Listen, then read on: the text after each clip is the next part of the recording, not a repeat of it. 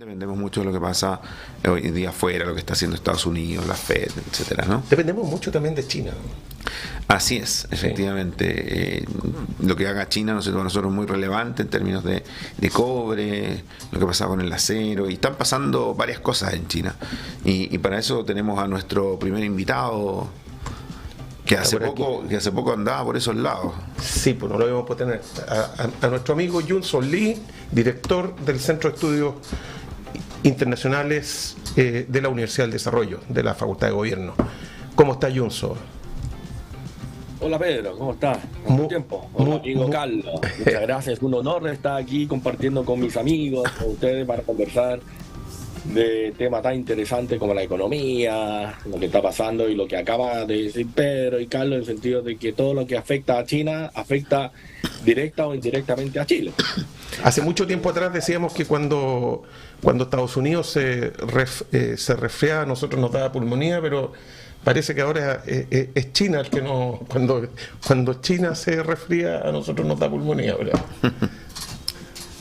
Así es el efecto de la globalización económica. Exacto. Si no, nos volvemos a Corea del Norte, donde nada le entra a bala, ¿no es cierto? Una economía autárquica.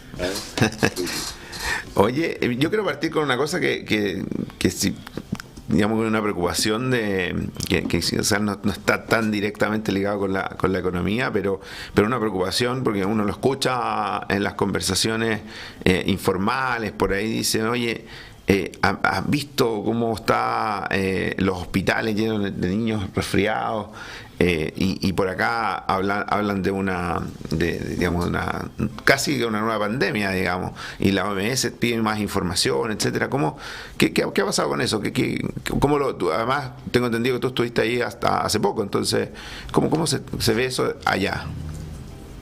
Bueno, a ver, yo creo que hay que partir de la base de que China venía saliendo de 3 años de la pandemia, de un control muy férreo, en la cual mantuvieron a mucha gente en la casa, locales cerrados, los alumnos, digamos lo mismo, clase online. O sea, yo creo que en Chile fue temprano en soltar a todos, pero en caso de China fue muy estricto el tema de la cuarentena.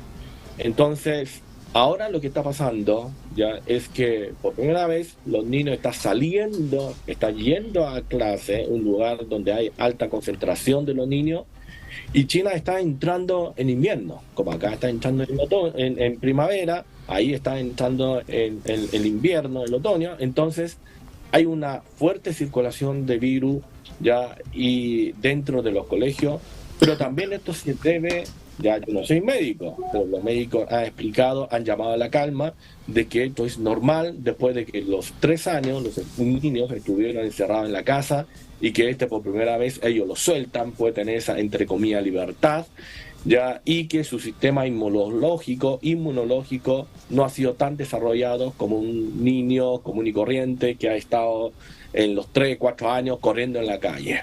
¿Ya? Entonces, la defensa de los niños ha entrado, no diría en crisis, pero es normal que tuvo 3 años guardado, sin contacto con otro tipo de virus, y ahora está entrando en una situación bastante complicada. Y esto pasó en Chile también, y en muchas partes del mundo. Acuérdense ustedes cuando se recién empezaron a abrir los colegios, también todos los niños, muchos enfermos, ¿no es cierto? No de COVID precisamente, pero sino de otras afecciones, que el sistema inmunológico de los niños se han olvidado, digamos, de que el mundo no solamente es ellos, sin bacterias, sin virus, ¿ya? Y que, bueno, esa es la realidad de las cosas. Entonces, yo llamaría a la calma, porque esta situación lo hemos visto en otros países del mundo, aquí en Chile se ha vivido, También. y obvio, claro, en términos de mercado económico de China, eso no creo que se va a ver afectado, que es lo que nos interesa a este programa, la economía. No, claro, si es que viniera otra pandemia, obviamente es gravísimo para la economía global. Por lo tanto, yo llamaría a la calma, no es tan terrible como que se ha hablado en la prensa internacional. Lo que sí, la OMS, cumplimiento de sus funciones, es pedir información a China de qué está pasando, tal como la OMS pide información a muchos países, ya cuando hay algo anormal fuera de lo común que está pasando. Por lo tanto, yo creo que esto es algo estacional, ya, y la situación médica indica que quienes están enfermando son los niños, porque no han acostumbrado a enfrentarse a un mundo lleno de virus y bacterias. Nosotros los más viejos ya estamos curtidos, no tenemos problema. Entonces esa es la situación que más o menos se observa en estas últimas 2-3 semanas.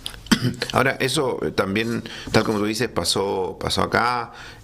Incluso vimos acá, y ahora ha bajado un poquito la cantidad incluso del mismo COVID, digamos, que volvió a tener muchos casos en algún minuto, pero ya han ido bajando. También nosotros ya estamos saliendo, ¿no es cierto?, porque todavía no salimos casi al invierno, aquí parece que yo sigue igual. Pero parece que él no ha salido al invierno. Sí, no, yo llevo una semana, más de un mes con tos, entonces no solo a los niños, también a los jóvenes como uno. Yo creo que un remedio que te recomendaron te hizo mal, ¿eh? Sí. Entonces, pero sí, sin duda que claro, de repente las noticias se asusta el mundo, ¿no? Oye, y te quiero preguntar por otra cosa, que tiene que ver con algo que ha ido avanzando, que también nos interesa mucho desde el punto de vista económico, porque China ha ido avanzando en temas digamos, de bajar los niveles de contaminación que en algún minuto fueron muy altos, ¿no es cierto?, por distintas vías. Y una de las cosas que a mí me sorprendió en los viajes que hacíamos a China era estos fuertes incentivos que habían para la electromovilidad en esos años de pago de las patentes, que no hubiesen motos, por ejemplo, ¿no es cierto?, a combustión, que todas tuvieran que ser eléctricas, ese tipo de cosas, que aquí estamos recién pensando en eso, y China ya lo tenía, y han ido avanzando mucho en la electromovilidad. Cada vez llegan más autos, además, eléctricos con la normativa china, ¿no es cierto?, a Chile. Y también para nosotros el tema del cobre que se utiliza en la producción de autos, el litio por el tema de las baterías, también nos golpea. Eso, se llama, con un mercado tan grande como ese, que avancen mucho más, es una buena noticia para nosotros también, ¿no? Exactamente. Bueno, tú lo has dicho en los viajes que nosotros hacíamos a China casi todos los años antes de la pandemia. Bueno, ojalá que el próximo año, ¿no es cierto?, tu Carlos está armando un viaje pronto que vamos a ir a China en septiembre. Ojalá que todo salga bien, ¿no es cierto? Y que, bueno, efectivamente China ha cambiado desde aquella vez antes de la pandemia y ahora post pandemia. Yo fui hace un mes atrás a China y yo me quedé sorprendido ya del avance del parque automotriz del auto eléctrico. Ya, yo me pude contabilizar entre 30 a 40% del parque automotriz que ya es eléctrico. Y eso pasó en el tiempo de la pandemia. O sea, la velocidad del cambio en China es rapidísimo. O sea, en 3 años, ya en que dejé de ir a China, ya se ve que el 30 al 40% del parque automotriz ya es eléctrico.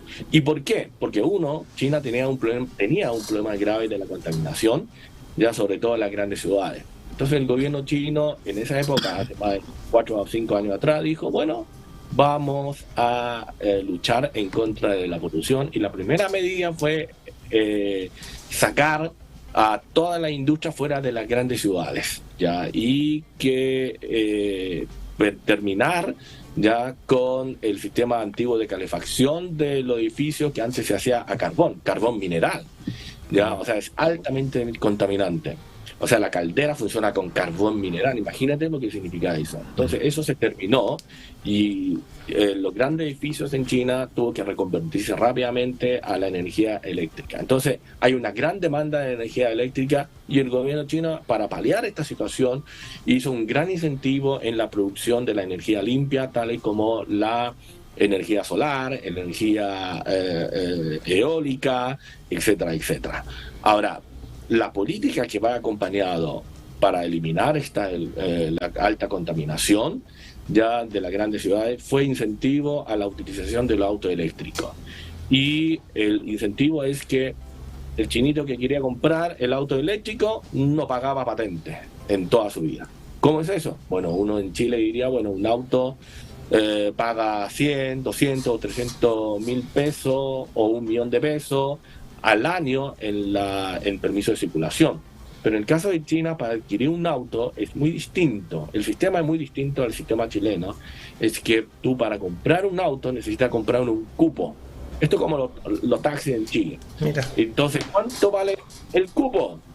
Ya no dice lo puede comprar. Bueno, el Estado chino y los diversos gobiernos locales, como el caso de Shanghái, Beijing, como ven que ellos tienen alta demanda de gente que quiere comprar autos, los municipios lo que ha hecho es sacar determinada cantidad de patente, ya placa patente para vehículos, y poner el remate en la página de la municipalidad. Y las últimas patentes se ha vendido hoy en alrededor de 16 millones de pesos. O sea, tú para comprar un auto necesitas comprar un cupo primero, ya de 16 millones de pesos, y después, con ese cupo, tú vas a la automotora a comprar auto. Entonces, el incentivo que puso el gobierno es que ya, si tú quieres comprar un auto eléctrico, ya no tienes que comprar el cupo. O sea, inmediatamente te rebaja el 16 millones de pesos. O sea, ese es el incentivo. ¿Ya? Entonces, eso hizo crecer que las grandes ciudades de China está entre 30 a 40% de autos eléctricos. Y dio un impulso a la industria de autos eléctricos. Y ese impulso, ese crecimiento del auto eléctrico ha llegado incluso a Chile. Porque muchas de las marcas nuevas, muchos fabricantes que son nuevos, que empiezan a desarrollar autos eléctricos porque hay un gran incentivo del Estado. Y también vio que en el mundo se está transformando a la electromovilidad. Entonces, muchas empresas ya o fabricantes empiezan a decir, bueno, ¿cómo yo puedo competir con otras marcas consolidadas? Primero con calidad, el otro es diseño.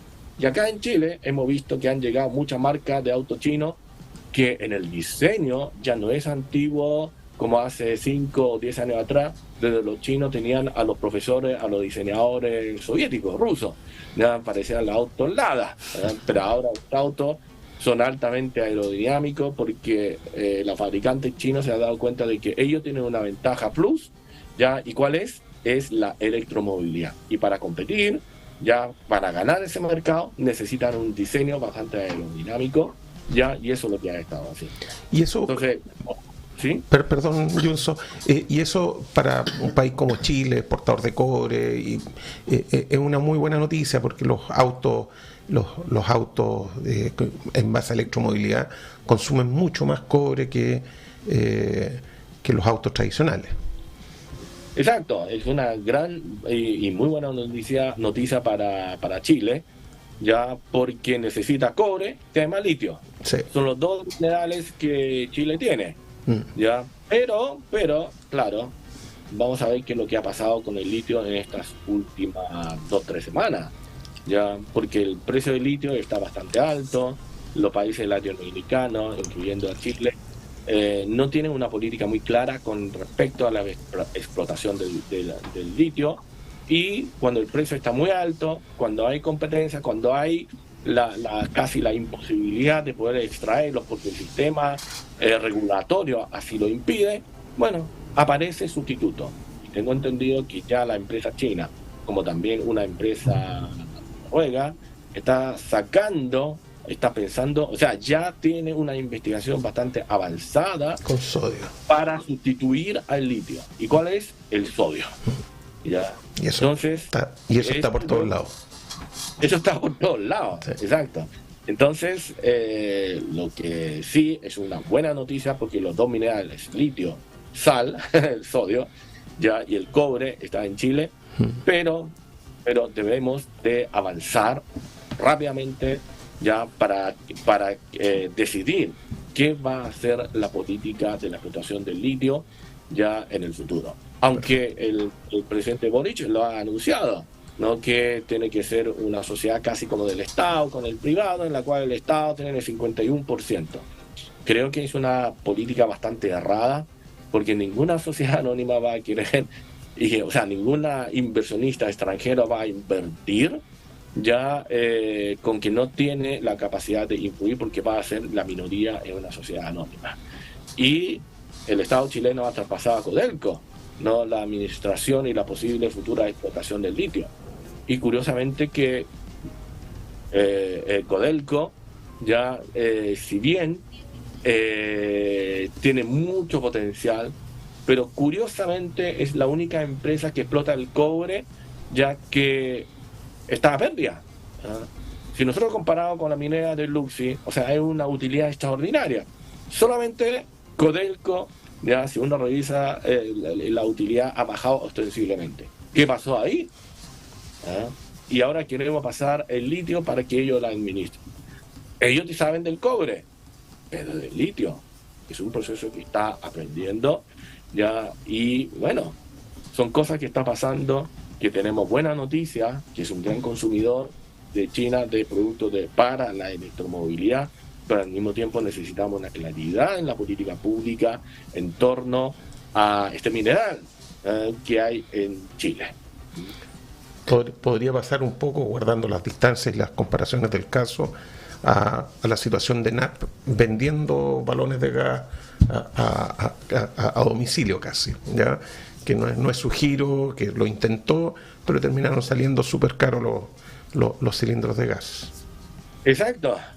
O sea, yo creo que no sé, yo soy bastante liberal en ese sentido, ¿no? Siempre los privados corren más rápido que el Estado, porque la mecánica y el mercado mueve mucho más rápido que la estructura del Estado. Eso así se ha demostrado en estos últimos 30 años.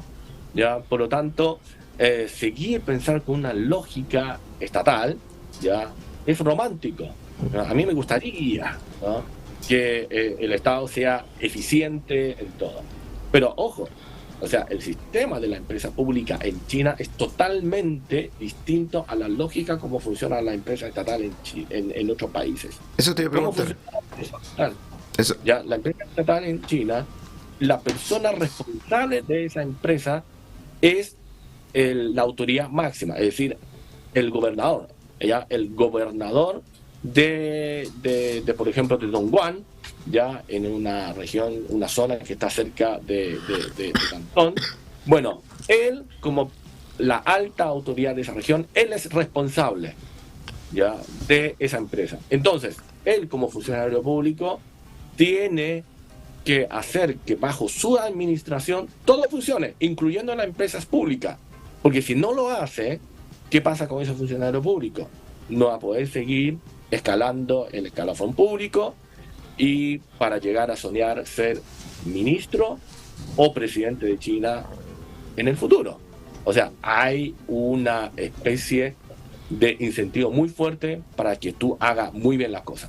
Tú puedes meter a tu hijo, a tu señora, todo en la empresa, sí, pero eso es pan para hoy, hambre para mañana. Lo metes, si esa empresa se quiebra o no tiene la rentabilidad esperada, el gobierno central va a decir, a ver, Chinito, ¿qué pasó con tu empresa? No, es que no hay utilidad esperado, ya, por lo tanto la gente está en huelga, ya, ok, bueno, háganlo más eficiente. Y anota, es un punto negro dentro de su hoja de vida, y esto igual que la carrera de los funcionarios de la Fuerza Armada.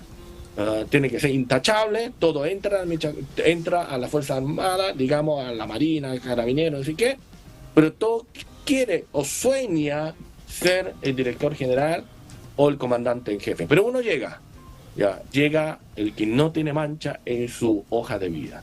Por lo tanto, acá hay un incentivo muy fuerte en el caso de la empresa china, ya, y también del gobernador, quien depende estructuralmente, administrativamente, de la administración de esa empresa. Entonces, la empresa china, con este sistema, es eficiente. Y hay competencia, porque entre las empresas públicas, si bien el gran patrón es el Estado, pero quien administra y el que le interesa que su empresa le vaya súper bien, es el gobernador. Entonces, el gobernador de Dongguan con el gobernador de Sichuan, supongamos, entre ellos tiene empresa pública, pero entre ellos compiten. Porque ellos dicen, yo no te debo nada a ti, yo quiero mostrar buenos resultados de mi empresa ante el gran jefe en Pekín, ya, y quiero seguir subiendo de escalafón para ser un alto funcionario.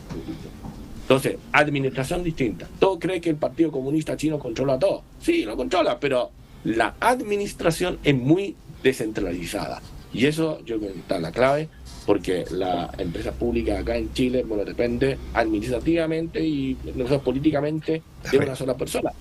Nombra a quien quiere. Ya. Y después, 4 años. Sí. Y en esa misma línea, disculpa Carlos, y en esa misma línea, la participación de privados en alianzas con las empresas públicas también se da allá existe. Acuérdese que en China está la Organización Mundial del Comercio y una de las condiciones para estar en ella es que debe profesar que la economía de mercado es buena, es decir, todas las reglas de la economía de libre mercado deben estar adentro. Entonces, cualquier empresa, y China entró a la OMC en el año 2002-2003. Es decir, invertir en China, para cualquier inversionista, invertir en China, Chile, Estados Unidos, tiene las mismas garantías y condiciones. O sea, tú puedes llegar a poner un kiosco si tú quieres, ya la señora Juanita, a vender miel si quieres, allá en China, tener un localcito, no hay ningún problema. Ya la utilidad, bueno, de la señora pagando impuestos. Y los impuestos tampoco son tan altos, porque si uno fija un gráfico, un estudio que ha hecho OSD, de que, bueno, la tasa de impuestos que se paga en China está dentro del rango y del promedio de los países de OSD. Ya, no es que, país comunista, le cobra mucho impuestos. No, está dentro del rango.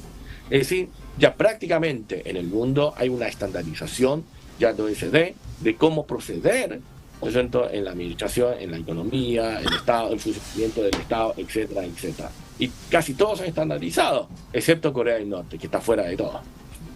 Junso, y pasando en los 3 minutos que nos quedan, ¿cómo viste la economía en el resto de la economía?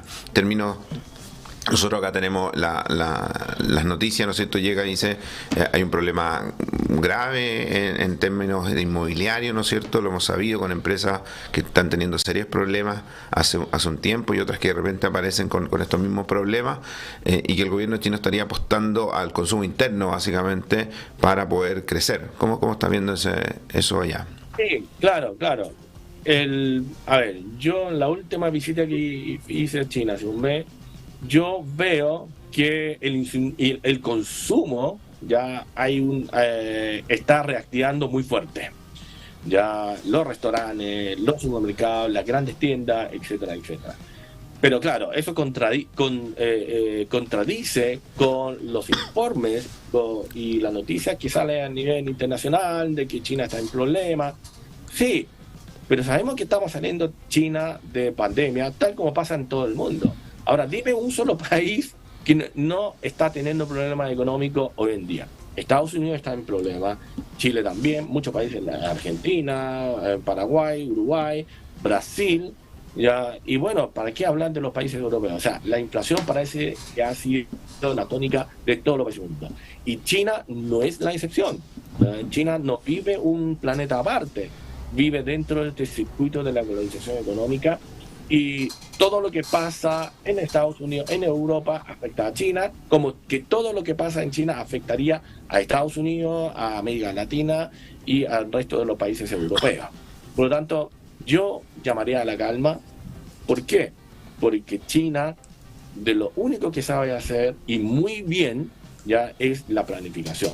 Si bien la economía es totalmente liberal, ya acuérdense que en tiempos de la pandemia, Estados Unidos cerró su puerta a su economía, ya, y fue China el bastión del neoliberalismo. Llamaba a ser más abierto en la economía y que a través de la economía del libre comercio puede todos los países salirse de la pobreza. Entonces, el Estado China tiene 1.400 millones de habitantes.